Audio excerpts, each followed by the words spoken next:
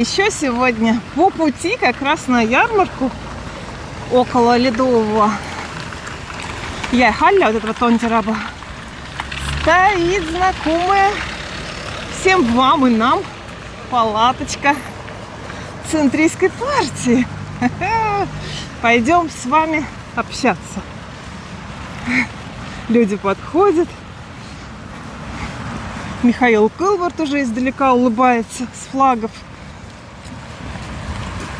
Ой, чаек горячий. Сейчас мы с вами пообщаемся. Ну и погодка сегодня. Мои хорошие.